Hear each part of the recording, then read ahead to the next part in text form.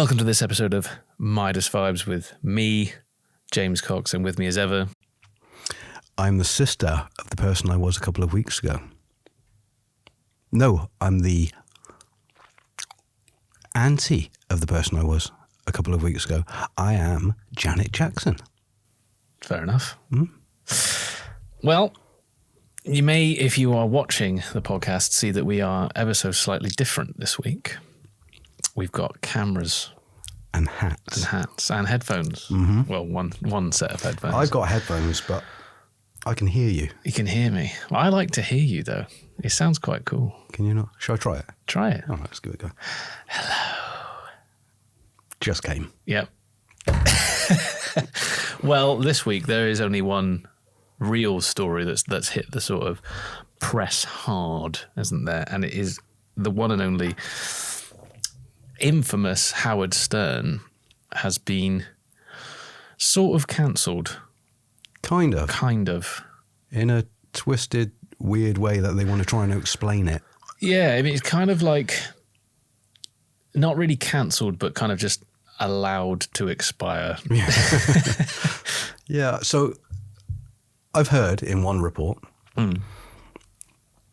that his contract's coming to an end and he might not sign for 100 million. Yeah, but then, I mean, 100 million to me and you is like, why wouldn't you? Like, what possible reason have you got not to sign? Yeah. But to a man like Howard Stern, who, I mean, when he signed for Sirius in 2004, 5, something like that, signed for $500 million and is now worth over $1 billion. Right. Yeah. So, I mean, that's probably why. Like, he's got to that stage where he's just got FU money and is like, yeah. And what really is left for him to do? I mean, we'll get into him, you know, what's been going on more later on, but what's more, like, what more has he got to do or prove? He's been doing it since, like, I think the early 80s. I think he made his fame in the sort of mid to late 80s. I'm not too sure on that. But essentially, I mean, what has he got left? Probably what has he got left in him, but also what has he got left to do? I don't know, but judging by his judging on America's Got Talent, I would feel he's probably being paid a very, very good wage for that. He's, like you say, he's already got FU money from previous. American Idol? America's Got Talent. America's Got Talent. Is he still doing it? I believe so. I don't even know if that's still a thing. Is it still going? I'm not sure. But he was certainly on it for a good few seasons where he has toned down anything that was the reason that people would tune in. The Shock Jock thing has gone. Yeah. Essentially. Yeah. Well, I mean, it's kind of died a death, isn't it? I mean, you know, to give more context and more background to Stern, I mean, he is probably the original Shock Jock, isn't he? Or if he's not the original, he's one of, and is probably the biggest name in shock jockery. I mean, I was always more of an O&A fan, so I don't really know that much of his you know, day-to-day show. I know Artie Lang used to be a big member of his show, and Jackie the Joke Man, and I only really know them because of Anthony Cumia and Compound Media, that kind of thing. But I mean, he was the biggest name in American media, I think, for a long time. I think it's safe to say one of the biggest, you know, outside of film and TV. I think he kind of encompassed all of it because he did make like DVDs or VHSs at the time or whatever, didn't he? And things like that. But he's probably the big name in shock jockery, one of the pioneers, if not the pioneer. You know, literally held the mantle for a good 40 years, I think, as like one of the biggest, if not the biggest, media presenters or personalities or whatever you want to say, and was kind of the voice of the working man is what people would say he was. Yeah, I mean, I've worked in the trade in the UK, and I'm sure you've done jobs.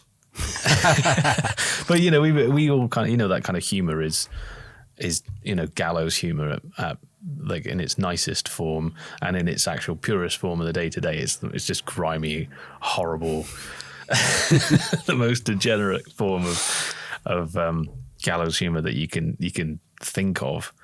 That's some crazy stuff that I used to get up to with my mates back in the day, and that I think that's why he was so successful is because it was like looking at your mate.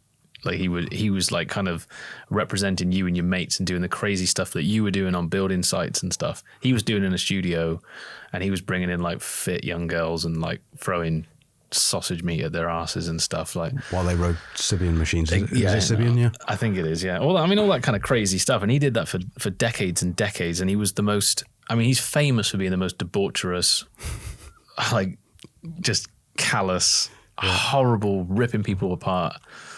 You know, going on rants and all kinds of stuff, and just being incredibly funny. Yeah, he did give Beetlejuice a chance, didn't he? As well, I read somewhere that his little mate Beetlejuice,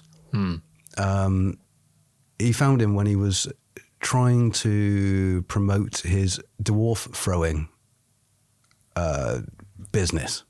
Yeah, this is apparently true, and I'm not sure if this bit's true, but Beetlejuice, just on a side note, married a death cult leader, and he killed her with an axe to the face. Really? This is what I heard. Now, if Howard Stern's given that person a chance, I think there's probably a chance he's a nice guy. I don't know. I don't know how true any of that is, but Beetlejuice was crazy looking though, when he with his boggy eyes and stuff, and the crazy look. I mean, that it's just that kind of stuff alone, like you say, is just that's what his show is famous for. Yeah, just the craziest of crazy people doing the craziest of crazy stuff in the traditional morning zoo style back in the day in the States. And like I say, I was always an O&A fan, so I Oranges and Apples. Yeah. No, Opie and Anthony. I was always an O&A fan and loved Jim Norton, and I got to know them through Bill Burr.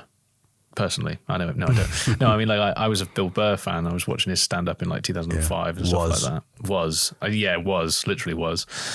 Not anymore, unfortunately, just because I just think he's boring. I don't care about his politics. I just don't think he's very funny anymore. I care a lot about his politics. It's just, not his politics as such, but the fact that he's gone from completely one way to where there were no holds barred really, or he was pointing out the obvious or the ridiculousness of life to now siding with that. And and the people that he was hanging around with and the comedians that he came up with and made his name from being with Patrice O'Neill, people like that, were never shy. I mean, obviously Patrice O'Neill was a black comedian, but they're never shy of talking about race and sex and misogyny and all that kind of stuff.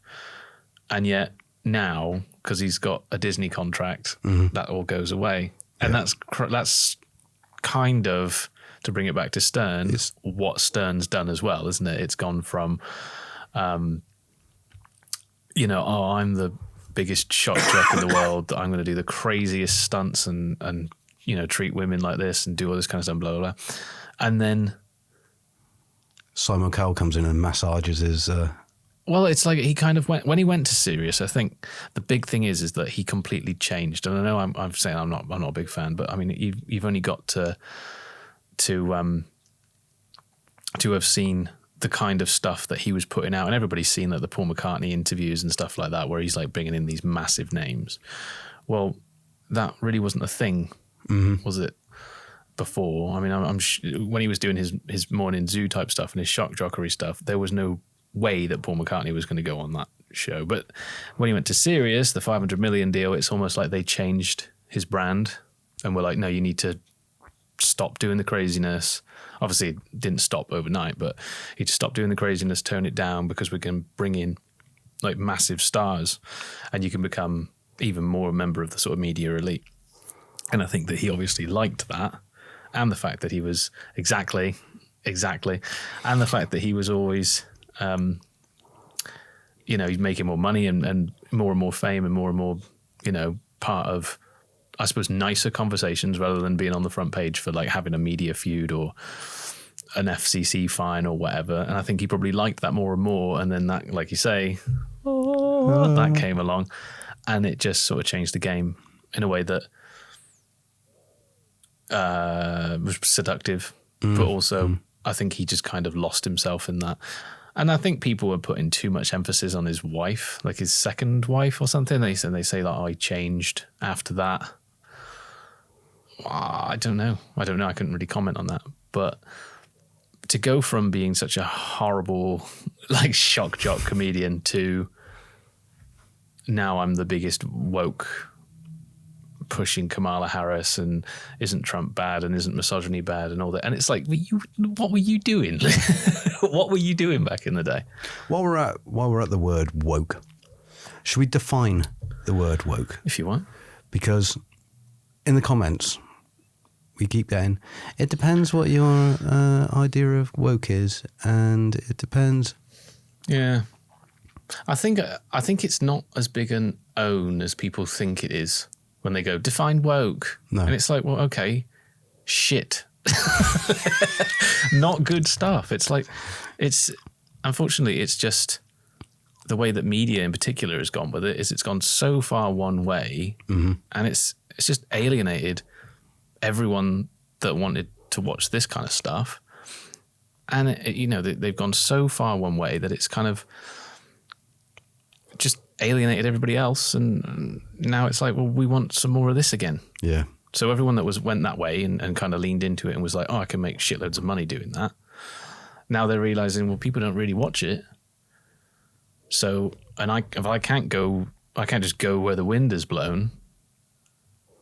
So I'm stuck on this. And that's why I think, like, to bring it back to Stern again, is why this cancellation or this expiry thing is happening, because he's gone down that route, and he's in bed with those people, and he's in bed with that kind of style of media and all that stuff.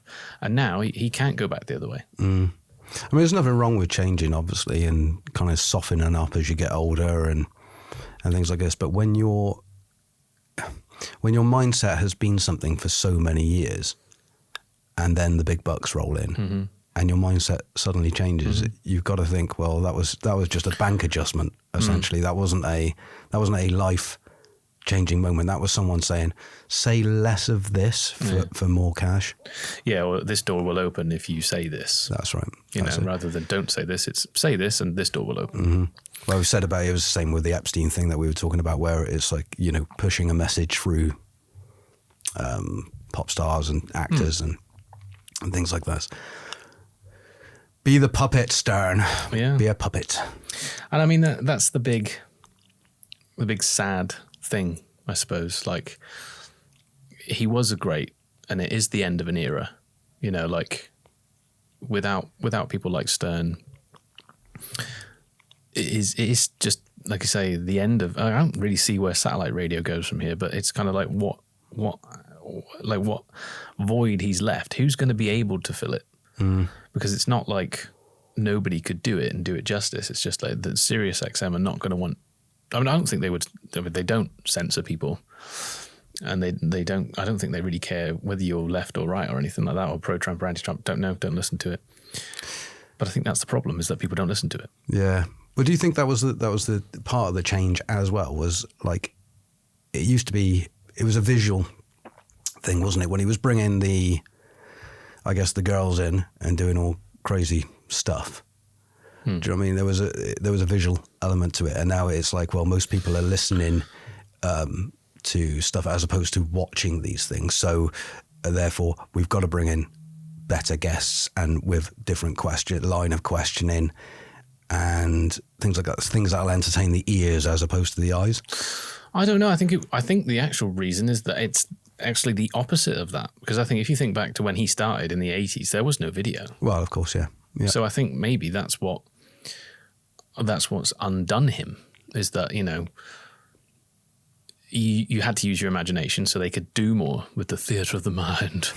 And when, like, even TV came along and was more of like a magazine-style TV thing, that killed that, really. And then when satellite radio came along, that was supposedly going to kill FM radio, because you could swear and you could do different things, and there was, like, not as much censorship from the FCC as there was in the sort of terrestrial market. And then when podcasting came along, it really did kill radio. And apparently, that being said, there is like a renaissance of FM radio in the States, which has come out of nowhere. And again, to be in keeping with the Shock Jock thing, Anthony Cumia, obviously cancelled for whatever happened with him. He's now back. And OP, who went woke, apparently, OP's sadly a bit of a joke. Even his own audience turned against him because all of the comedians came out and started basically saying like, well, he's been a knob for years or whatever. And that, you can get into that rabbit hole if you want to go down that one, but I'll leave that to the comment section. But it's very much the case that like the ones that have gone to the left to chase the access, like literally just I can get access to, because Stern was interviewing Biden and Kamala Harris and stuff like that during the run up to the last election. So he went that way to chase that access, because that access is like incredible. You can think about like, what Joe Rogan got out of the Trump podcast and what Trump got out of the Joe Rogan podcast. That was like a mutually beneficial thing, because you can say what you want about Rogan being the big, and he doesn't need any help, don't get me wrong, but like that has really cemented him in history, isn't it? That podcast. That's it. Stern was too busy calling all Trump supporters idiots. And really backstabbing his audience. I think that's the shame of it, that he did backstab his audience.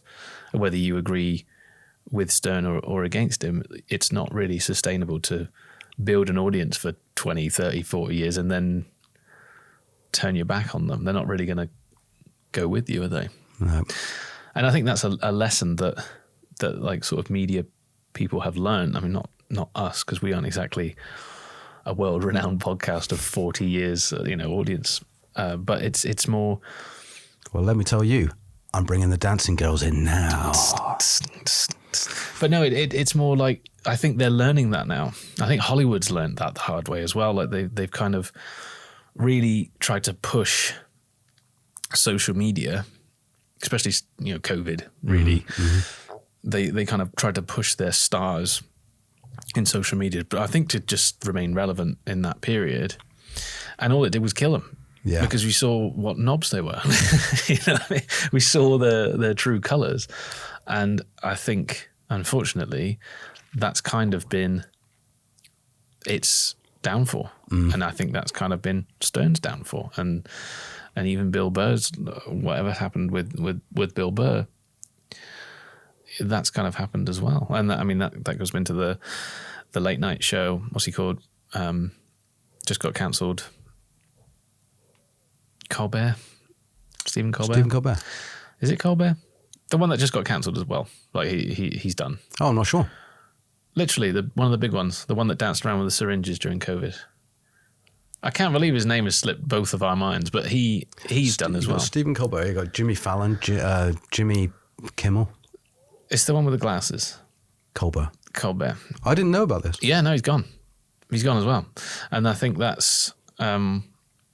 people are claiming it's part of this deal that's going on, this merger deal that's going on. And apparently it's because Trump. They said, Trump didn't like him, so Trump's got rid of him, and the studio is getting rid of him because they want the merger to go through.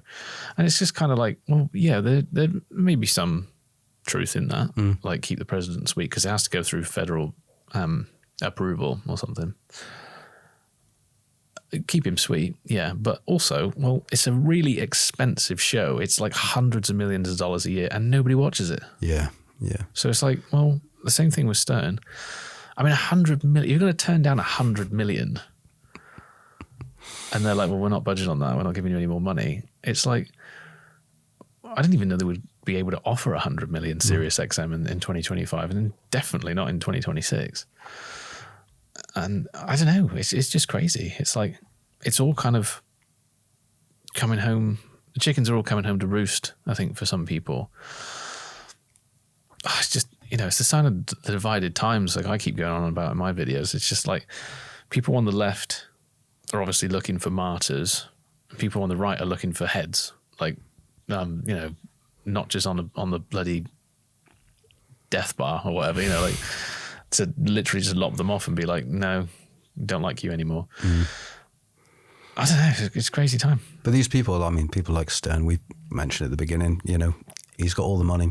He doesn't need to work another day in his life. No. So, and these are people who are in their 60s now.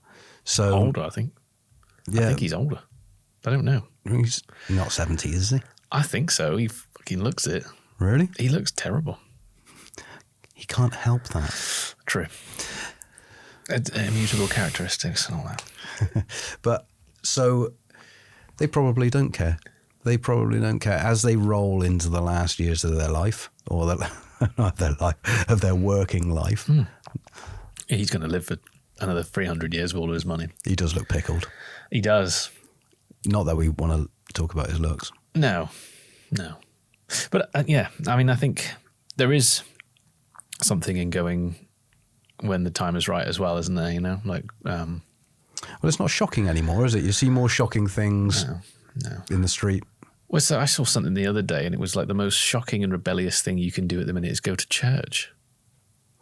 And I think that's true. That's the sad thing. It's like, well, because what are you going to do? Like, you know, dress like a punk? Ooh. You know what I mean? Like, if you want to be a rebellious person, it's like straighten up and fly right. Yeah. So yeah, I mean that's pretty much all I've got to say on Stern and about. Yeah, I mean, like I say, I was always more of an O&A fan, and still love the old bits. I remember when I was young. When I was young, you seen the life was so wonderful. You might be able to tell me what this was, but Howard Stern was in a film about Howard Stern. I think he's done a few, isn't he? I can't remember. It was one of the one. Excuse me. It's one of the very few films that I did video to video. You know, pirating essentially. Right. But I cannot remember for the life of me what that was or why I mentioned it. Well, I know he had a TV show, didn't he? And he did release a load of videos and stuff that, like, again, his radio show, which was debaucherous and crazy, in video form. So, this was an acted film about him. But I can't remember. I think he released films as well. Yeah. I don't know. So, I mean, what do you think then? I mean, what's Sirius going to do now? Because ultimately, it doesn't matter who they bring back. Well, I didn't get to actually see the whole of this, and I wish I'd researched it before we started this. But just before I came to do this, it mentioned something about Lars Ulrich from Metallica going on to Howard Stern's show, and they're going to team up and do something. I don't even know what that is. I don't know. Serious metal or something, or I don't know, because they've got loads of different channels, don't they? It's like the Beatles channel or the Elvis channel, where it's just Elvis stuff and just Beatles stuff. So maybe there is like a serious metal thing, and they're going to do something on. Is Howard Stern a metal fan? I don't know what is. I think he was just classic rock and stuff. I don't know. Yeah, I have no idea what that's about. But again, I mean, he's going to be there for another few months, isn't he? It's not like he's going overnight. It's not like he's actually been cancelled and he's got to pack up his gear and go. So maybe. But what does he do after this? Does he go into podcasting? Because who's going to... I mean, his audience is not there anymore. Or at least the audience that would like to see him in that kind of podcast. Well, he's become a family favourite, hasn't he? Now, along with the America's Got Talent lot, he's part of the crew. He's the primetime TV fun Howard Stern.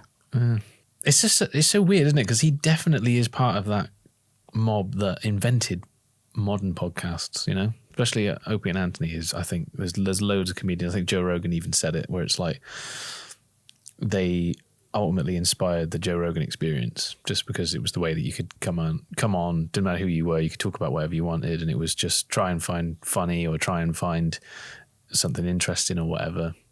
No scripts, just turn up and go for it. And that is a format that I think nearly every podcast uses. We definitely do. We're just talking off the top of our heads. But like, how does Stern, what's his USP? What's his like differentiate, you know, whatever, like what makes him different? Because is he going to be able to bring on all of his celebrity friends? Maybe. I'd like to see that in a kind of Band-Aid style last edition, everyone that's ever been on. Yeah, that'd be good, wouldn't it? Yeah, if you could, I mean, what if you got into the room with like Artie Lang again, people like that? That'd be fun. Have to find him in the toilets. Yeah, if he's still alive at that point, bless him. Again, I think it's just the end of an era and a sign of the times. And I think it may be it's probably time, can't be around forever. And he's been doing it forever. And it's just a sign of what's really sad is that there's nobody there to replace him. No. There's nobody to pass the torch to. Fancy it? Yeah, I'll be up for him. Yeah. For 100 million, yeah. Jesus, sign me up. What wouldn't you do for 100 million? Is there much that you wouldn't do? I don't know. Would you endorse Kamala Harris and run a campaign for Biden to get back in? Why not? I don't have to do it very well, do I? You've got to put your heart in it. You'll be on every show. You'll be recruiting people. I mean, I don't waving the flag. Know. I'm trying to think what the equivalent would be over here. Keir Starmer. I don't know. How would you even do it? I mean, the UK is so messed up right now. Like, there's so much. It's just, I don't know about you, but it's just such a weird feeling in the gut at the minute. Like, it feels like there could be just an explosion of destructive horribleness at any minute. And it also feels like we could literally just go out with a whimper at the same time. It's weird. It does feel like sort of everyday life is just ticking by. But it's difficult. Just doesn't feel like there's much hope. No. Or anything. That's where you come along. What, me? 100 million. 100 million trying to boost the economy. Boost my national economy. Yeah, boost national pride. How do you do that with the current climate? I just don't know. It's just crazy. 100 million's a lot of money, but I don't know whether it's even worth it. I don't even know if it's even doable. I'd take it. Give it a damn good try. Give it a go. Why not? 100 million. Yeah. I don't know what you'd even do though. That's the thing. Because that's what I mean. Is it? You'd make some posters. Oh yeah. Oh, have you seen that? Have you seen the gov.uk thing? Which one's that? Oh, the gov.uk website. The logo is black with white and it literally just says gov.uk. Yeah. They've done the same thing but they turned it blue. And they put a yellow dot or orange dot or something. 500,000. Wow. Yeah. It's literally the same thing. It's so minimal difference. Did they say who came up with that? I don't know. I saw it on LinkedIn of all places. I went on there today. And that's the official font and that's what it's signature. Going to be. Yeah, that's what the logo of gov.uk is going to be moving forward. Okay. Money well spent. Yeah, brilliant. It's like that statue, isn't it, that appeared on the Hoe just over COVID, 750 grand, I believe. Something like that, yeah. For a copper. Yeah. A man made of copper.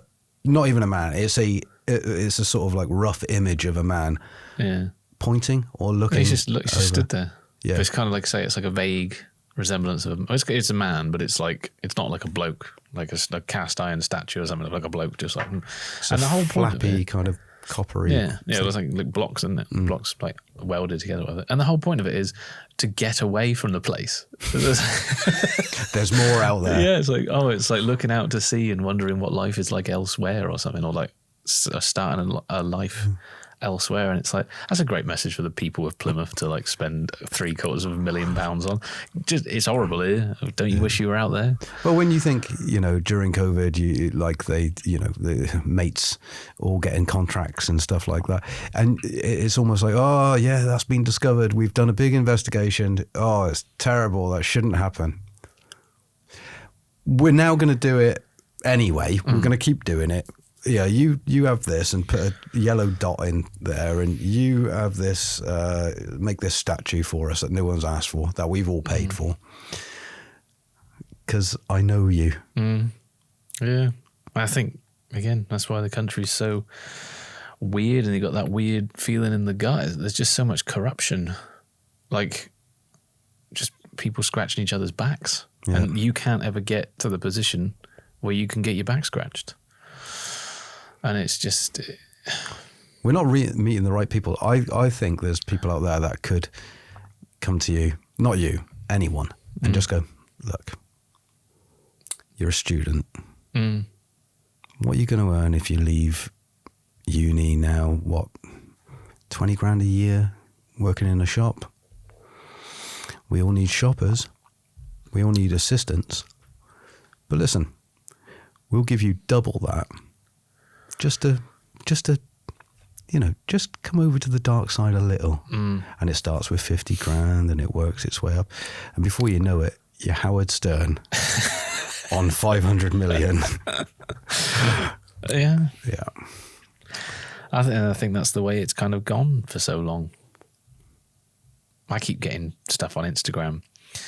Like I don't know what the account's called, but it's like archive footage from the 50s and 40s and 30s of like iconic little villages and idyllic little villages in the English countryside, like the 1930s, and it's all like the Hovis advert, where they're going down the hill on the bike, and it makes you just go like, what did we do? Yeah. You know what I mean? I don't think I could live. I don't want to go back to the 1930s. Don't get me wrong. I like bread. I loved riding my bike down a hill when I was a kid as well. That was really good. But it's just, it's like an idyllic little way of life that they had. And it must have been, like, if you actually lived it, it must have been boring. It must have been like nothing going on again. Yeah. Same old, down the road is doing whatever she does, bloody cat's sick or whatever, like just like normal life now, but like because it looks so tranquil and it just looks stress free, and everyone just looks like they just were like.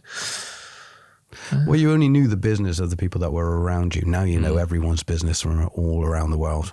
Yeah, except it's now in the hundreds of thousands or millions of people all knowing the same story. Yeah, and you got the pressure of like, because it was something really interesting I saw today. Actually, it was talking about Australia banning YouTube for under 14s, under 16s. Yeah, under 16s, yeah. And I was like, that's a great idea. I think that's a brilliant idea. Yeah. I really do. I think they should. And I think they're expanding it to Instagram and Facebook and everything. And then from there, the BBC popped up, BBC Wales, or whatever it is. And why do they always like test things out on like Welsh villages? It's weird. Like in the UK, if they want to like trial anything, like, I don't know, anything that like a government would want to do, they tend to pick on the people of Wales, of rural Wales as well. Well, they did, excuse me, it's where they tested the driverless cars. Yeah. As well. Yeah. Driverless taxis. And didn't they do something with universal basic income or something as well? They picked a certain amount of people. Was it 30 or was it 300? I can't remember. People, and they gave them. You didn't have to do anything, but they gave them like 25 grand or something each. Little village or town. Is that what it was? I think so. Yeah. Yeah, well, of course it's going to work because there's only 30 or 300 people that live in a country that is part of a United Kingdom, which has got an economy, and of course it's only 300 people, but whatever. So anyway, they've stopped. They've either in a town like banned under 14-year-olds from having a smartphone. They can only have a brick phone. Like to tell their parents where they are and stuff. I was like, that's a great idea.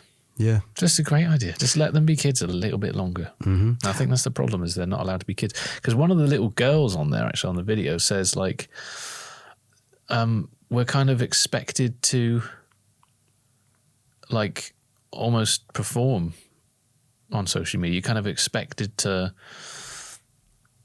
do social media, like do the TikTok dances just because you've got a phone and you've got a TikTok account, or if you don't, all your friends do. So now you have to do TikTok dances.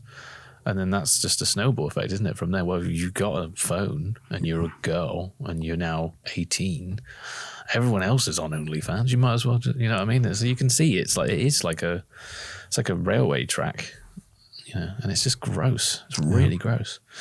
Yeah, there's somewhere in Ireland as well where it's a particular school. Apparently there wasn't one parent that was against it. They've banned any phones at all in the school. If you go in with a phone, and apparently the kids, though, in this particular school are like, we love it. Yeah.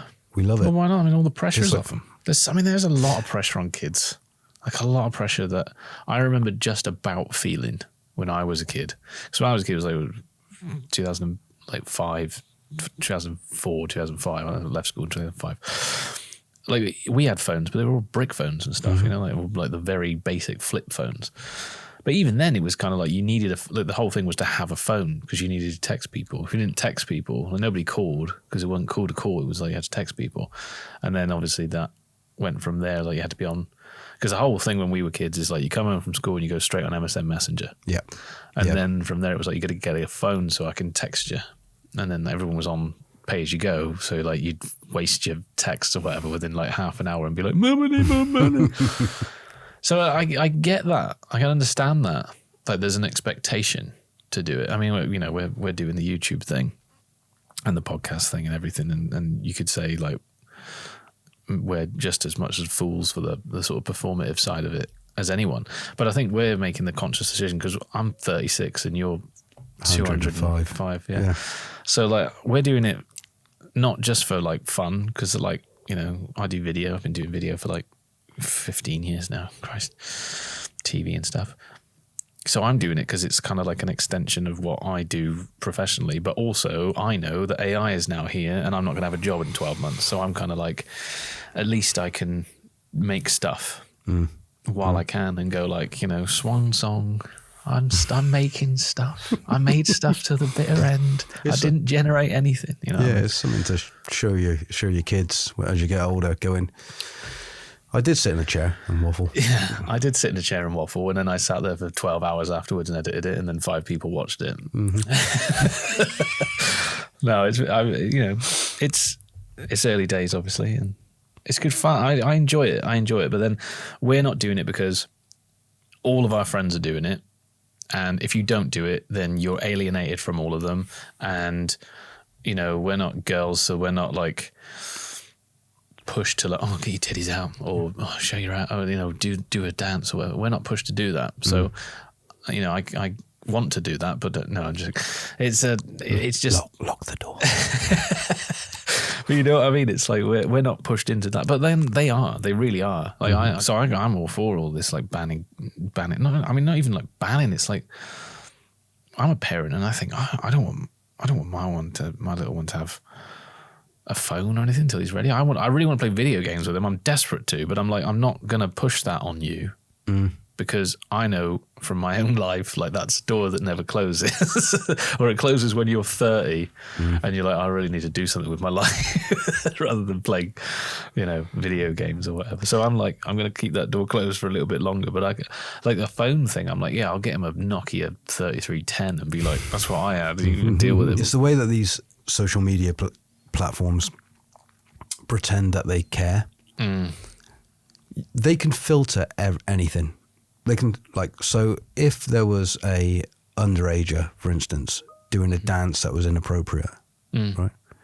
Why is it staying on there? Yeah. Why is it? Why is your account not banned as well? Yeah, ban the account or have the people, whether it is people or whether it is maybe it's just an algorithm or whatever or thing. Why aren't they going, right, from now on, there's going to be no like stupid dances. Right, that's gone. There's going to be no challenges that we read about more and more that are killing people in it on the news and stuff. Oh, he did a TikTok challenge and now he's dead because he sniffed some weird substance.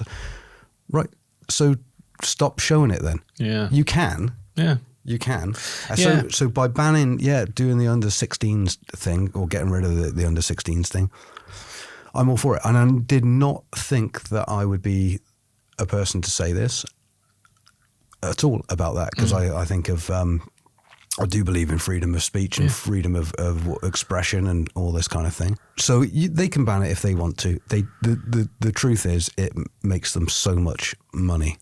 It makes them so much money. So they're not going to wipe this out. Why not have, we discussed this the other day, but why not have a third YouTube essentially? So it would be YouTube adults. It's for adults and it's proper age verified, not any kind of, oh, are you 18? And you go, yeah. And you're in now. Have the teenage thing for preteens. 16 down. Have the YouTube for 16s to, I don't know, 19, 20, whatever. You do your funny TikTok dances and all your shit there. Have your proper kids YouTube and then have the adults YouTube. And yes, they can still get access to it, and all, but it will restrict it. Parents won't have to be so concerned. Anything, they managed to do it with YouTube Kids, for instance, where it's going to be very, very rare that you get anything stronger than the word crap on it. That might filter through every now and then on a 6-year-old's or an 8-year-old's video or whatever. But it's so small, the amount of dangerous stuff on there. Yeah, and I agree with you all the way up to age verification. That's the only point where I don't. I think the way to get around that is if you want to publish on a kids show, like on YouTube Kids, you have to be verified. Like as the creator, you have to be verified. And then it's kind of like, well, as a parent, you have to do your due diligence. And there's a ton of ways you can stop kids going on like adult YouTube. You can use like web blockers and stuff that block websites and stuff. They should make that more available and stuff. And I'm almost certain you can go to your internet provider and say block this or put my passcode on this. So there's ways that you can like literally stop your kids from getting on. And parent controls on iPhones and stuff. Yeah, I know they're a thing. Even though we've just like advocated for banning phones like that for kids, but I just think. But I'm saying if they are to have phones, if they are to have access to these things, because then unless they do like a blanket ban of right, no one under 16 can't, no one under 16 is allowed to have a smartphone or whatever. Yeah. But it's about the accounts, isn't it? Yeah, have your phone, have your fucking phones. The problem is that with age verification and things like that, you're gonna lose anonymity on the online, and that's a big thing. You still need to have that because that's how like whistleblowers let things out, and independent journalists can like release the truth and stuff. So I'm a little bit with age verification. You might as well say, well, you need to have a passport photo on your YouTube profile picture or whatever. So I don't know. I'm not sure I agree with the age verification thing, but I agree with everything else that you say. But I do think that there's a way that you could get, because at the minute with YouTube Kids, I'm not sure actually, but I would imagine it's like YouTube where like you can just start an account and just start uploading. Yeah, I'm not sure about as a creator on YouTube Kids. Yeah.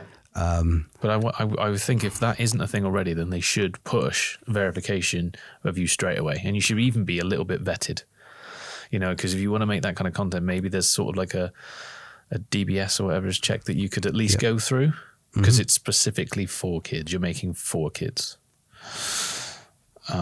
Maybe that's a way around that, because the thing is in the adult world, I think that you should be able to say and do whatever you want personally. Obviously within reason, all the crazy like pro-suicide stuff that's on the internet is disgusting, and then that should be a prisonable offence if you ask me. Like pushing desperate people into doing something like that is like disgusting. Like, why would you do that? So there's things like that I can see. Like, yeah, of course you kind of need some kind of censorship online. And the unspeakable stuff I don't want to talk about and even mention, obviously that needs to be gone. You can't have like the Epstein stuff online. Well, they're doing it, look at cigarettes. So that's weird. Has that rule come in yet? Yeah. So it's been in effect for like 4 years. No. The one about when you're 16, you can't buy it anymore. Yeah, but it's anyone born from a certain year now. Yeah, it was started 4 years ago. 4 years ago, something like that. Was it? Yeah. Are you sure? Yeah, it was with Sunak. Yeah, the Tories brought it in, didn't they? I thought it was just an idea. Tories brought it in. Okay, well, great. So they can do it with that. They can do it with phones. If the phones have to be in an adult's name. Yeah. But then at the same time, if then a kid is seen with a phone, is it right that a copper should be able to go on cop and go, hand us your phone?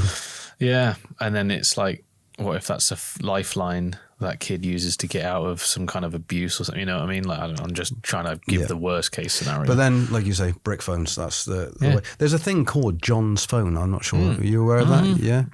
I've always wanted one, but never, because I've always needed it for work or whatever. I've never been able to actually do it, but I've always loved the idea of John's phone. Yeah, so it's just, you can ring, you can text. Some of them you can't even text. Yeah, no, that's right. You know what I mean? But you can ring, you can text. They don't store any numbers. All the numbers, if you turn it over, there's a little pad and a pencil. Yeah, you could write and that's in the back, and you slide it into the phone. Yeah.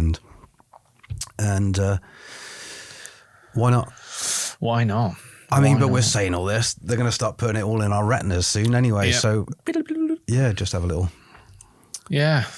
But this is what's so crazy. I mean, saying that, I'm not letting them put anything in me. Like, I'll fight that to the end. It's unusual for you? Well, I like some of it going in me. No, it's, I wouldn't let them put. I watched this thing with Prince the other day. I don't know if it was MTV Awards or something. Have you seen that? When he's like, when he has a rib removed. Oh no, yeah. And he loves putting stuff in him. But no, it was he was saying like, don't be fooled by the internet. This is in like 98 or 99 or something. He said, don't be fooled by the internet. It's cool. It's cool to go on a computer and it's fun, but don't let the computer get on you, man. And I was like, Jesus.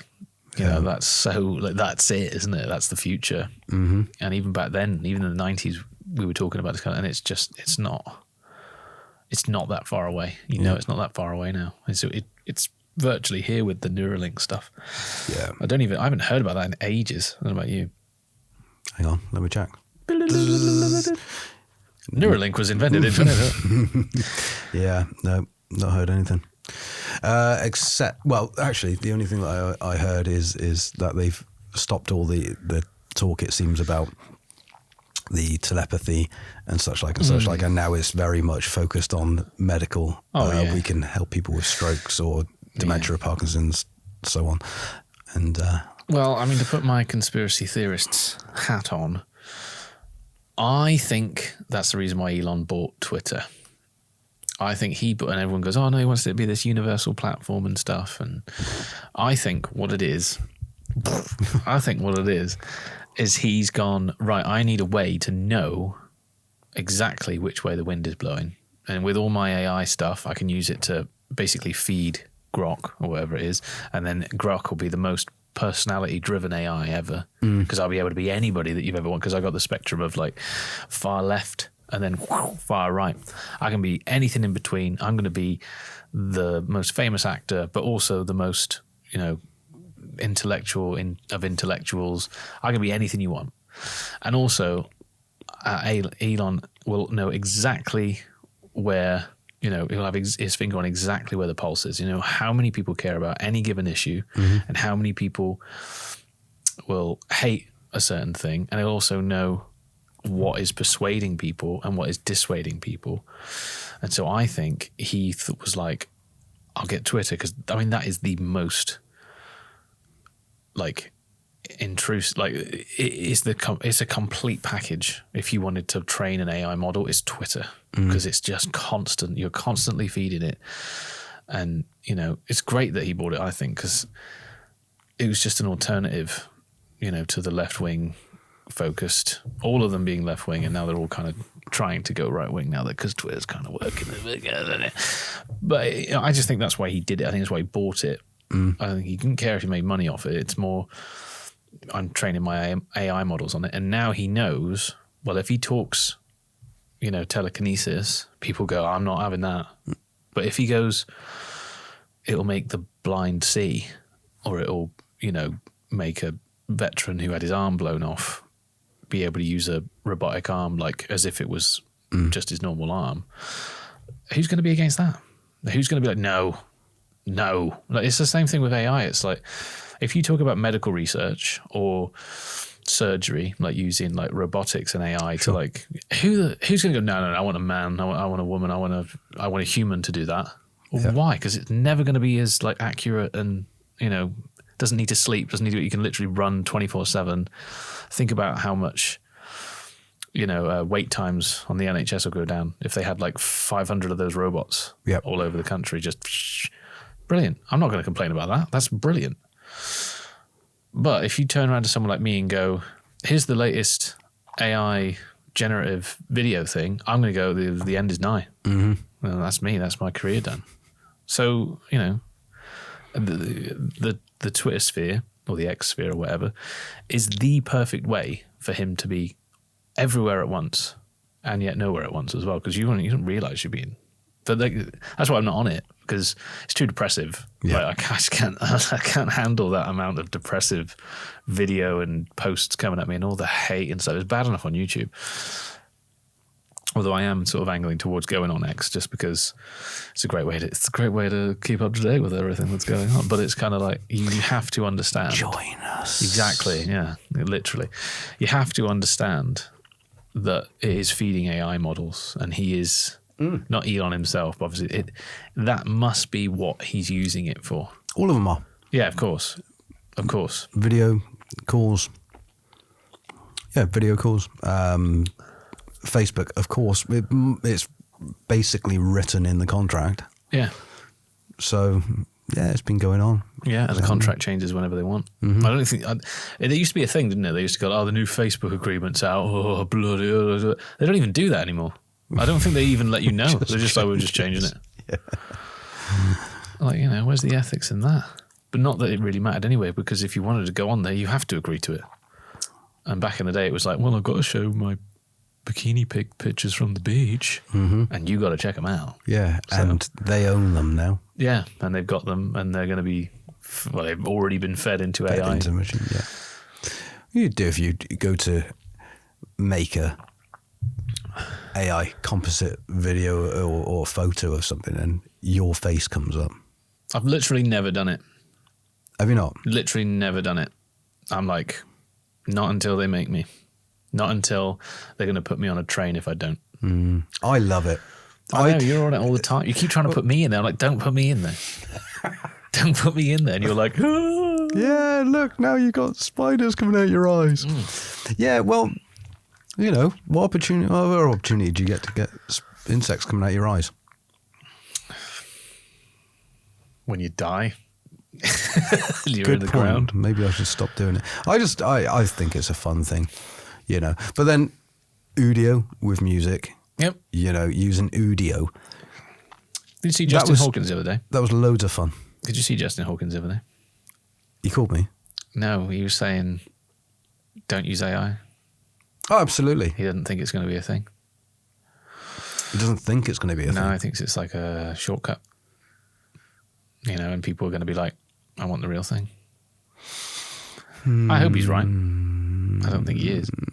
I think the way it stands right now is that no one cares. Yeah, I think that if the song's good, which some of them are, a lot of them are, people don't care where it's come from. No. I mean, no, that's it. You heard about Timbaland? Yeah, you showed me the other day with he's started a new label or whatever, and it's only AI generated stuff. Yeah. So he's going to launch it's not even the first, he's pretending it's the first. Of course. But he's going to launch an AI artist. He's already done it, hasn't he? Yeah. Yeah, he showed me, yeah. Mm-hmm. You know, if it's making bangers, if he's making, I don't know. People don't care.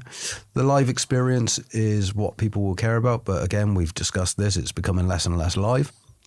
And less of a thing for young people, and therefore less a thing. It's not going to be a thing in the future. Yeah. So they're going to do a Gorillaz, Timbaland style, Gorillaz style, beam this AI character up on a wall, fill a stadium. I just feel sorry for anyone that's going to pay money for that. What if they like it? All power to them. Like, honestly, if people like it, then it will win. You know, it will win the day, won't it? If people like it and they're willing to pay for it, it will win the day. I just feel sorry for the human race, because I just think it's like we've been literally banging on rocks for like since we were a thing, and like humming to each other and throat singing and all that. Yeah. We've been doing this forever, and now we are handing that over to a computer. Yeah. Like I say, it's fun for a while. Using it. I mean, like I say, when I'm mucking around, like making a video or whatever, a 4-second clip, or making a 30-second song on audio and stuff like that, it's fun for a while. But to use it in any serious, basically as someone who used to or still occasionally writes songs, would I ever take that idea and turn it into something? No, I wouldn't. No. But people do. People are. People do. People are, yeah. Yeah. Or they just go with the whole song. I mean, recently there's a band, is it the Velvet Sun? Oh yeah, that's the Justin Hawkins. Oh right, yeah. So, massive on Spotify. Yeah, but you listen to it and you think, why? It's not. It's just rip-offs of, like, it literally is a cover, isn't it? Don't they do a cover? No, there's no cover, but all the songs sound like, so it's like, instead of like Dust in the Wind, what's that? What is the one that I saw that, it was on the Justin Hawkins video, so if anybody wants to check it out, it's on that one. I think it was Money or something like that. It was a Pink Floyd track, or Comfortably Numb or something, and then there's a vocal line that's different or something. And it was like, it's a carbon copy. Oh, really? It's an absolute carbon copy. Oh, I don't know about that one. And I was just like... It's just boring. If it speeds up your workflow, it's the same thing with filmmakers and photographers. If it speeds you up, you can't argue with it. But you're losing the artistry. You're losing the development and the, does this work? Does this not work? I don't know about you, but every time I've sat down and messed around with like generative music AI, I don't really know how to use it. I've never really. I hate it. I hate the idea of it. So I've just literally dipped my toe and gone, bleh. But it's just like, it gives you an initial, immediately good idea. But every time I've gone like, oh, let's try and develop that, it's always out of time. Yeah. It's always like the bass line goes off and does something weird when you're like, oh, I like that, but what? Hang on, the guitar doesn't work. And again, this was like 2 years ago that I was messing around with it. I haven't messed around with it since. And I just thought, like, yeah, this is great. You could get an idea and then you could come up with a song in a day. But me and you both know that the real magic when it comes to songwriting is you have it in your head before you even pick up the guitar. Something just goes, and you're like, and I can hear it. I can hear the drums and everything. I've not even played a note. And that, when I was writing songs, I was of like, particularly talented songwriter or particularly talented musician. But when I was doing it, that was the magic, was trying to find that. And I was never ever able to find it. That's the sad thing, is that I heard the hit song in my head about 1 billion times. I was never able to replicate what was in my head.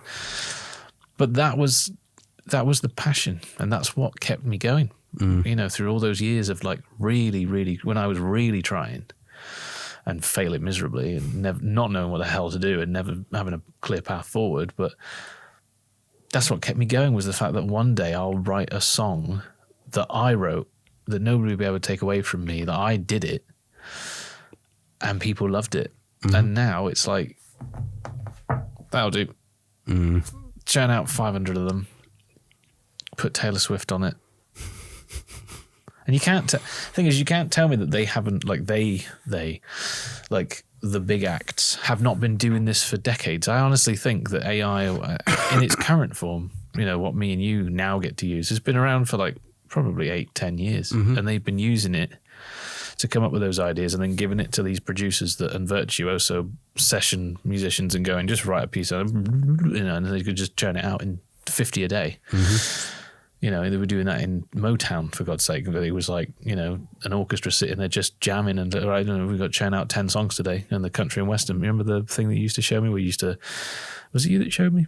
Basically, if you had sheet music, you could send it to these country and western musicians. Oh, the country musicians in Nashville, yeah. And they would just turn it around for you, and it sounds amazing. And they would literally just get it and go, okay, oh, it goes like that. And, all right, 1, 2, 3, 4, and it'd just be amazing first time. Yeah. And it's like, that's what we're capable of as human beings if we are given the time and the space and the energy to learn, have a passion for something, and 9 times out of 10 just keep going. That's all gone. Like, it really is all gone. Like, I love the fact that there's still people trying. I really love that. But I just think like, unless your intention is to be a live musician, there's no future in songwriting. So unless you want to be out there gigging, which I always wanted to be, but I know you weren't really a fan of gigging, so not really. No, I did it as a sort of means, you had to. But yeah. But I was watching an interview with Benny Blanco the other day, and two separate interviews, and the guy from One Republic as well, Ryan Tedder, and both of them, who are top songwriters for everybody in the world, both of them said, there's no money in it now. Yeah. Yeah. There's like, this is where we are. Yeah, you don't write songs on our level for the money. No. But it's nice when it comes. Yeah. And if you're not even making the same percentage as you used to make, might as well go and get a job. Yeah. Unless your passion is, I mean, if you're set up, if you already earned the money. Yeah. Coming back to Howard Stern, if you already made the money, you can sit back and earn your 3% now. Yeah. Instead. Yeah. Of your what should have been 8, 9 to 13%, even more. Yeah. That's what annoys me about the whole AI thing, is it's people pulling up the ladder behind them. You know, like, I keep going back to it. People keep saying to me, oh, you'll still be able to be creative. Well, of course I will. I'm not going to be able to take my physical, like, playing guitar away from me unless you cut my hands off. But it's like,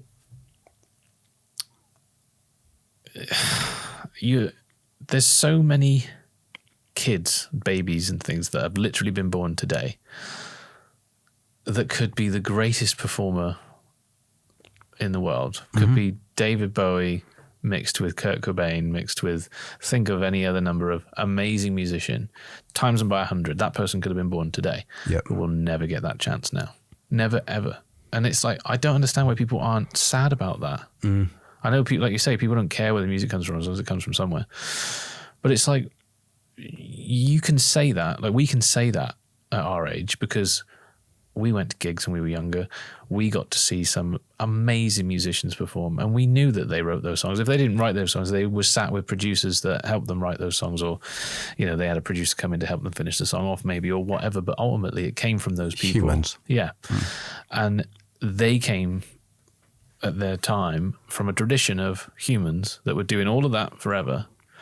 And then all of a sudden something came along in like 2015 or whatever it was.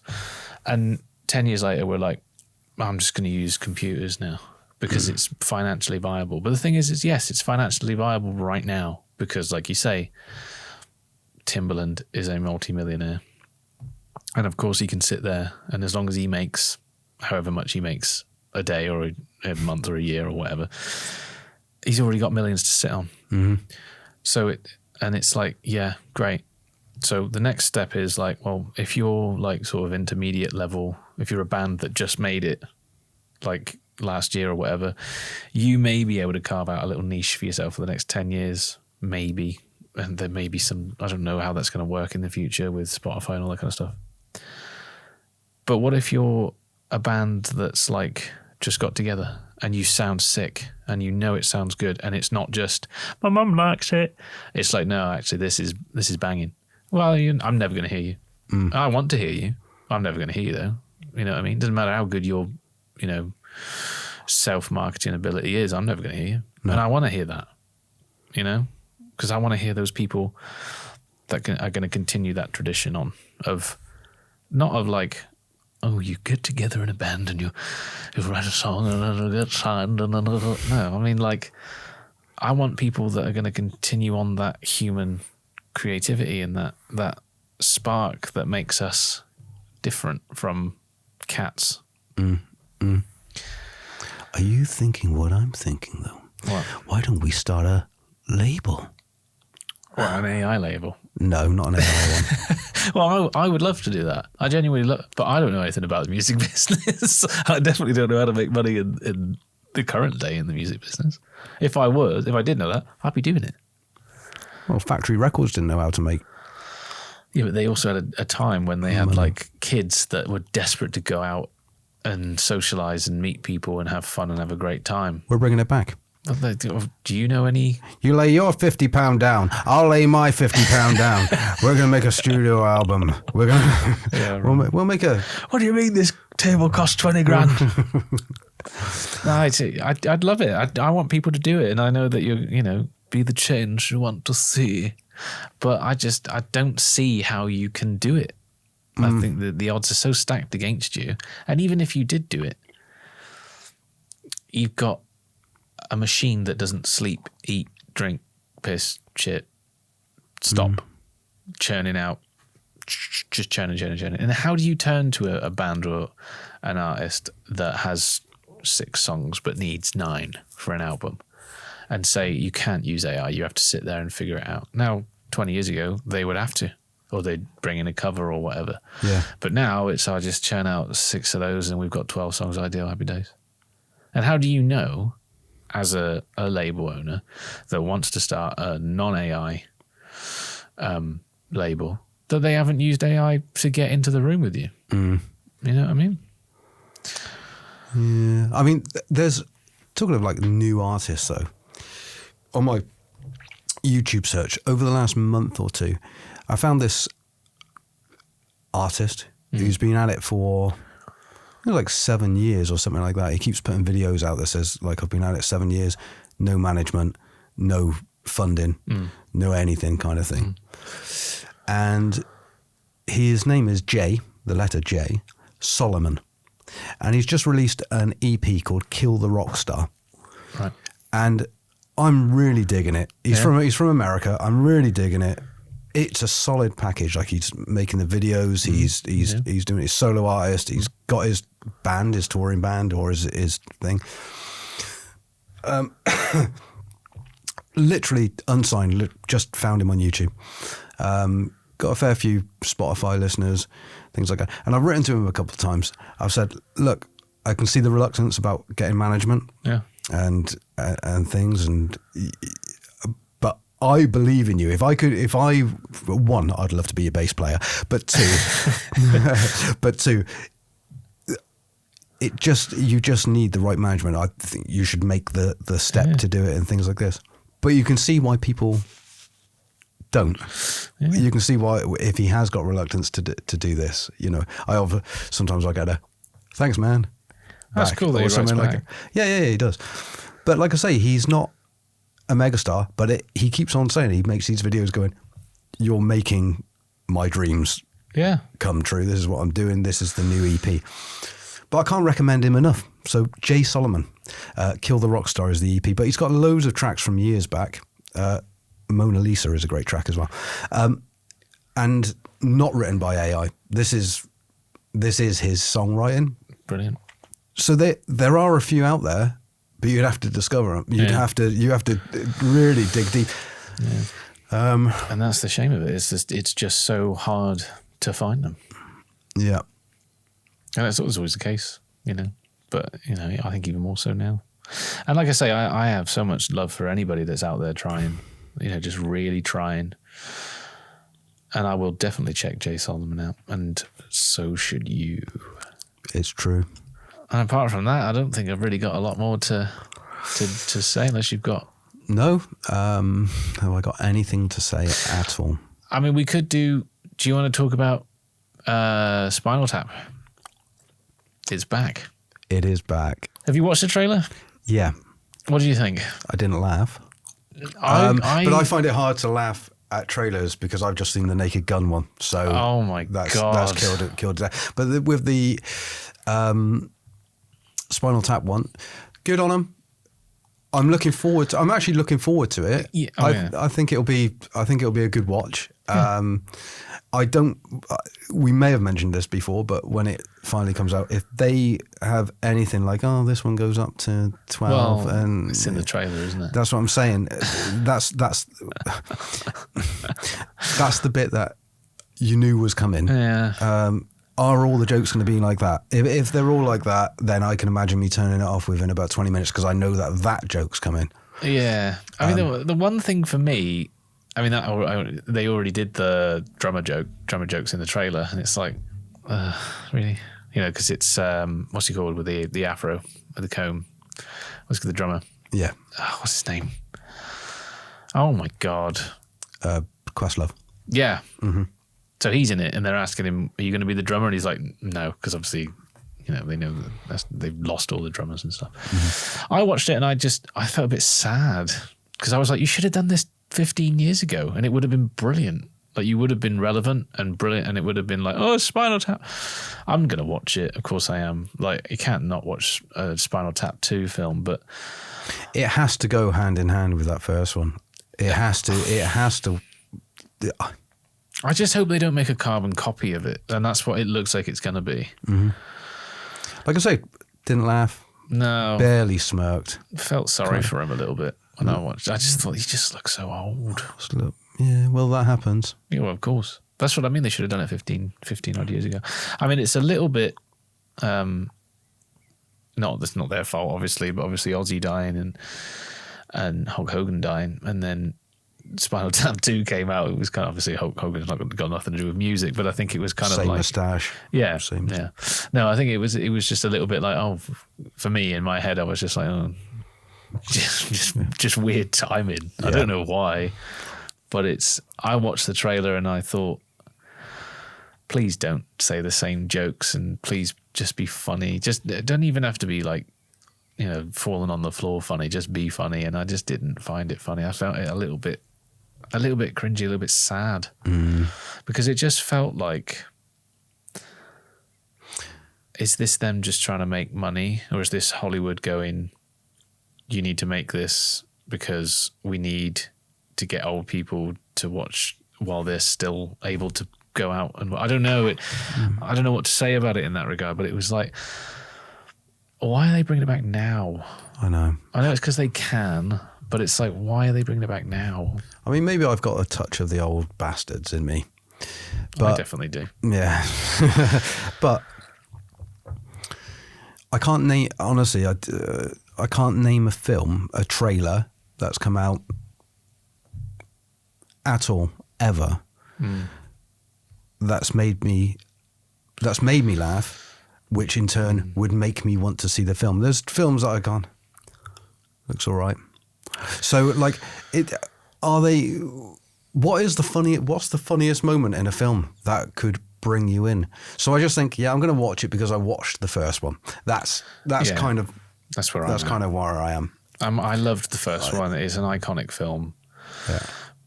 But obviously, are they going to do the improvisation thing as well? Because the first Spinal Tap is, I think, all improvisation, is it, or like parts of it? And so that's why it's so like weird and a little bit like meandering through a scene, and then they get the funny bit. I think it was virtually all improvised. Okay. And you kind of got that sense from some of the trailer, particularly that bit where they're like, one of you needs to die, and I just was like, you know what I mean? Like, just not great optics with Aussie guys. It's obviously not their fault, but it was kind of like, we've just lost an absolute legend of the music industry. I know you're not the biggest Aussie fan or Black Sabbath fan, but I loved Aussie. I loved Black Sabbath, and it felt a bit weird to see Spinal Tap come back, and then to make that joke, it was kind of like, again, I'm not blaming them, and I'm not saying that was intentional. Obviously, they didn't know because they've made that like a year ago or whatever. I'm not, but it was just bad. Like, really. Yeah. And I'm not that sensitive to go, they should have stopped it. No, of course not. Like, say whatever you want. I don't really care all that much, and it's not going to tarnish my thoughts on anything. I'm still going to watch it. But it just looks like a bunch of old men coming back. Is it really relevant anymore? Is it really a thing? And it would have been 15 years ago, I think. I know it's because I wanted to see it 10, 15 years ago, but like, it would have been great then. They would have been young enough to be able to still be the aging rockers and like, are they still at it kind of thing? Because this is a thing. The one bit that I did find like humorous was what's he called, the guitarist, and he's like, I'm still playing music, and he's in that little pub and they're like playing folk music and he's like I thought, yeah, that's quite funny. But and he's my favorite character from the original. I can't remember his name, so bad. Really well researched podcast this, isn't it? But they'd already kind of played on that to a degree with the other film that they did, When the Wind Blows, not When the Wind Blows. Is that what it was called? It's the same lot, isn't it? But they were all in. They were in a folk revival thing. So they've already done that, where it's like old bands 20, 30 years later getting back together for one last festival. Yeah, and we've all seen Anvil as well. So yeah, which is great. I love Anvil. Brilliant. I don't know. I just think it's one of those things that they're doing in Hollywood at the minute. I think they're just desperate for anything to just work, just make us a little bit of money. Just try and make us some money. Well, what about this then? So you got Spinal Tap, flogging a dead horse. You've also got, I mentioned Naked Gun. Why have they done that? Liam Neeson. He's not. I haven't watched the trailer because I just thought, oh my God. But it's like, why bring the Naked Gun back? Like, the whole point of the Naked Gun was it was, of its time, ridiculousness. And it's brilliant. And it's got O.J. Simpson in it. Mm-hmm. Like, you can't get any better than that.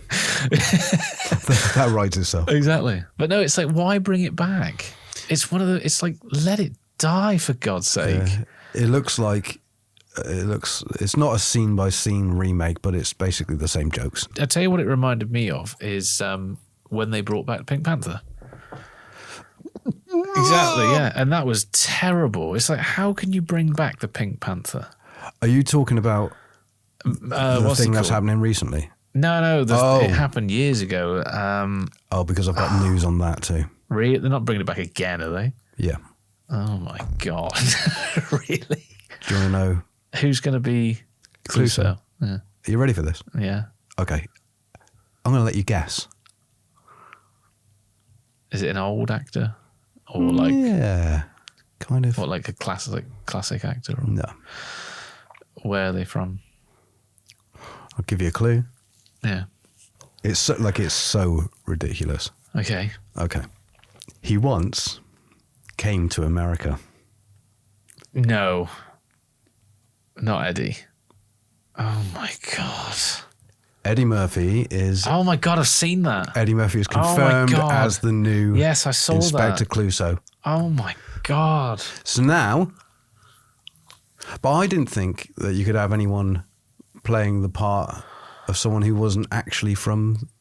Isn't that the new rules of life anymore? No, apparently not. But how can you... I mean, surely Eddie Murphy, who was a phenomenal stand-up in his day and phenomenal comic actor, you can't really say he isn't.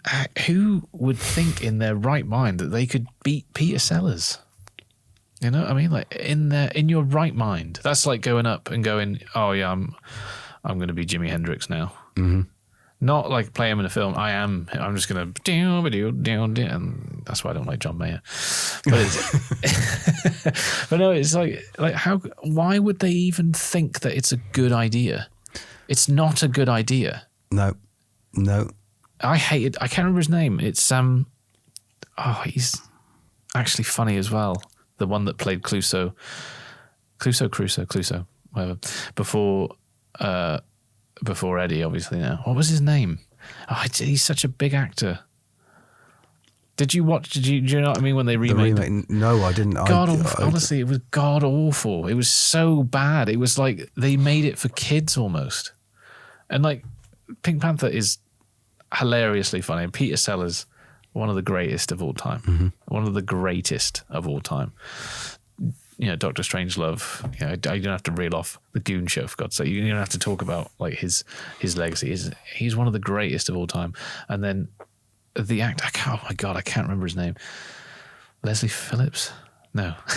Really? I can't. I know it's not that. Leslie Grantham? Dirty Den from EastEnders? No. Oh, I can't remember. I can't remember who it is. I can't remember his name. It's on the tip of my tongue. Oh my God. But it's like he killed his career with it. Oh God, I can't. He wasn't in anything after it. I don't think he's been in a film since. It sounds like something Steve Martin would do, but it's Steve. Is it Steve Martin? It can't be. I think it is Steve Martin. He did Bilko. Yes, it's Bilko. I think it's Steve Martin. Oh, that's not a good idea. It's terrible. He can't do. He tries to out Peter Sellers with the accent, but it's like. Was it Steve Martin? I'm pretty certain it was. Oh my God, that's going to do my head in. I'm going to get slated in the comments. Leslie Phillips. What the fuck did I say? Leslie Phillips. Well, if it is Steve Martin, I've completely blanked that out of my head because I love Steve Martin films. I love Steve Martin. Yeah. That's what I mean. And I don't think he's been in anything since because it was so bad. Mm-hmm. It was so bad. And they made 2 of them, I think. They made 2. I'm pretty certain. And it was so bad. That sounds horrible. And it's just like, it's to make it with Eddie now, who's just done, I haven't watched it, but he's just done Beverly Hills Cop 4. That should have been the clue I gave you. He's from Beverly Hills. Yeah. God damn. I haven't seen that one yet. I don't even know if that was any good. But it's like, come on, Eddie, don't do it. I know it's too late, but just don't. You're not going to be able to outdo. Is he doing accents as well? I really hope not. But it's like he's not French. He's not French, and he's not Peter Sellers. No, it doesn't need to be remade. No, it never. I didn't know about the other remakes, and they didn't need to be made. No, I've got another one. It must have come off the back of Austin Powers because it was around that sort of time. I think they probably thought we could make some money out of this, but it's like no, it's Peter Sellers. Leave him alone. Let his ghost rest. Jesus. I got another one for you. Go on. This, I don't know if you know this, but there was a very popular. I'm going to act it out. Okay. Are you ready?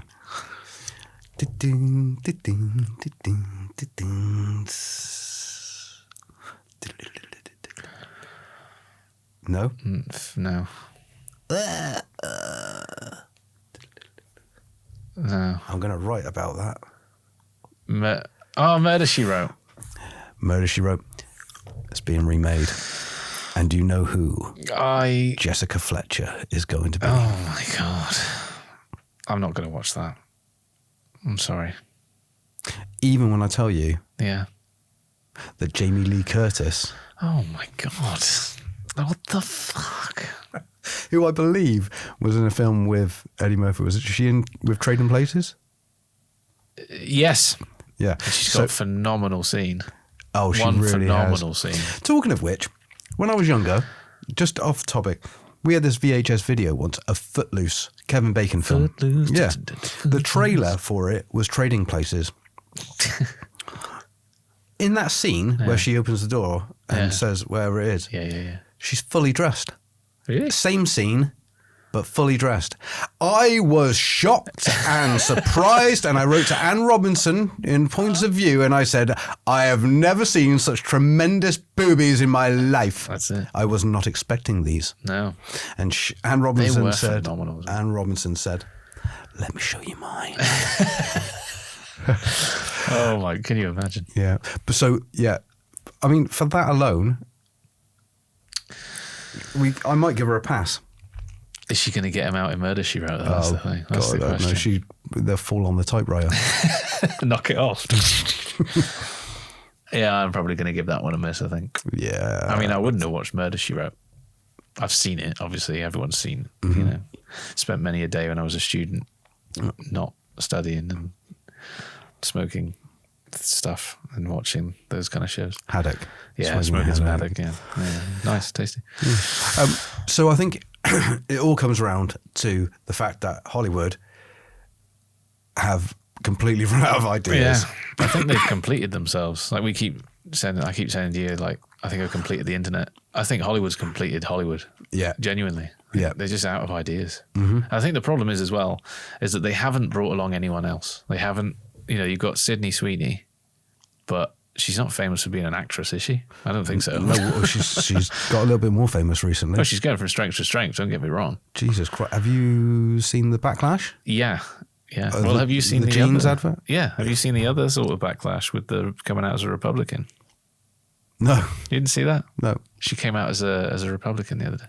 Okay. Registered Republican. So that Trump means, was like, if she's a Republican, I love her ad. Yeah. And I was like, so I bet you do. that's why it runs blue. So apart from her, who else is a megastar? I suppose that the young lady that is playing Wednesday Addams, I can't remember her name, but she's back and Wednesday's back, the show. Which I watched the first episode of that and I actually didn't mind it. Edit that smile out. Yeah, she's back. Yeah, she's back. She's a very pretty young lady. But yeah, apart from that, I don't know any young male actors, to be honest. So I think the problem is that they've boxed themselves into a corner. And I mean, you look at Marvel, they've brought back Robert Downey Jr., matey that played Captain America, and a ton of others for their next film. Mm-hmm. Pedro Pascal again is in it again. I don't know much about this dude. Why is his name popping up everywhere? It's because he's literally in every film. Like literally every film at the minute. He's in like 3, I think, that are in the cinema right now, and there's another 2 coming out soon. And he's also on about 8 TV shows. He's been in literally every TV show that's been exactly. Really? Yeah, Do you exactly. think? Oh, of course. Is he a good actor? Not really for film. He's not really a film actor, but he's in loads of films. Okay. Like he's been a TV actor for years. He's in Narcos. He's brilliant in Narcos. Oh, okay. Yeah, I watched that. And what else is he in? The Last of Us. I never watched it. Played the video games. Loved the video games apart from the second one for obvious reasons. And then didn't watch the show because of the second video game. I was just like, it's going to lead to that point. So I'm not going to get invested in the show, even though I loved the first game. Second game is terrible. But it's just a case that he's been in everything, and he was in The Mandalorian as well. You couldn't see him because he had the Mandalorian mask on. He's in everything, literally everything. And now he's in the Fantastic Four, which means he's in probably the next 10 Marvel films, probably. And it's kind of going to shoot them in the foot because he's just been overexposed. And with overexposure comes people hating you, and therefore people have started looking into his interviews and looking into his like politics and stuff. And now people are just ripping him apart for literally anything he does, everything he does. Right. And there's kind of like creepy vibes he gives off in interviews, and he's basically, people just don't like him. They just don't like him. So he's been in too much. He needs to go away for a little bit. Okay. Like just to protect his own career. Like sometimes you've just got to not be in everything, and he's in everything. So, but anyway, with Marvel, they're bringing back an ensemble cast, which is literally going to like put their production cost at like hundreds of millions just to have these people, just to have Robert Downey Jr. back in. Is going to be like 200 million, probably. I don't know. Someone probably knows. It's probably on YouTube somewhere. But it's like it's going to cost them so much money just to produce the film. They're never going to be able to make a profit. Never, ever are they going to be able to make a profit. And I think that's what Hollywood are doing too much. They're trying to squeeze in people and bring them back because they think, we might make some money out of them. Eddie Murphy coming back is clearly like, he's probably skint. Bless him. And was probably like, I want to make another film again. And now that he's back in that game, he's now making Pink Panther. So is it going to be Pink Panther 3? I don't know. And then, they're cramming old people into films. Spinal Tap coming back. They just have ideas. It's like Glastonbury all over again with the Neil Young thing. I know I'm not going to drink it all up, but it's like get those other people in there now because they might not be around for the next one. So just trying to extract as much money and attention out of them as possible because they might not be around next time. Yeah. And it's like, okay, I get that, and people want to see it, and fair enough. If I hope Spinal Tap makes $1 billion. I really do, because I love the original film and I want it to be good. And I think it's going to be fine. I think you'll watch it and you'll go, it's nice to see him again. But it's not going to be. It's not going to. I didn't think that during the trailer. No, but you'll probably watch it. You'll get a little bit of a nostalgia budge, and that's what Hollywood's like banking on these days. I have no ideas. I'm just hoping that you go, I remember when it was good. There's no experimentation in Hollywood, and that's why it's shit. Like they're stuck in their ways, and they're stuck in their ways of just trying to make money. That's it. It's like, if we make a Marvel film, it will make $1 billion, because that's what it was with the Avengers films, like the big 3 ensemble films, Doomsday, etc. And then they made it the sort of side films with the sort of Iron Man films, like the 3 or 4 or whatever they did, Iron Man films, that kind of supplemented the big 3, and it kept those big 3 going. But the problem is that they've made so much crap, like actual crap, that it's like, I'm not going to go and see it. You know what I mean? So if that's your thing, if that's the only thing you've got, like Fantastic Four is like a massive example of this, because it had a really good opening weekend, or what they called a really good opening weekend, and then it just died a death, like straight away, because that core audience was either served or not served properly, and they're going, well, it's shite, don't go and watch that, or it's not. It was fine, it wasn't great, and so people just haven't gone. And the game has changed with streaming and everything anyway, but it's kind of like, what they need to do is stop making these massive films that have massive budgets. They need to stop trying to capture nostalgia with making Indiana Jones 15 or whatever they're going to do, Star Wars, whatever. They need to stop making those, like what you I suppose called legacy films, or films with legacy, characters with legacy. Just make something new. Just try something that costs like 50 million to make, literally, which is like tiny budget. Just try that more, because you might make some money. Yeah. You might make something good. The problem with the modern era is that you do get put into little boxes on whatever platform you're on, and then it's difficult to get outside of those boxes. And I think that's a real shame. It's a real problem with modern life. And it goes back to all we've talked about, to be honest, even Howard Stern. Because if you want to watch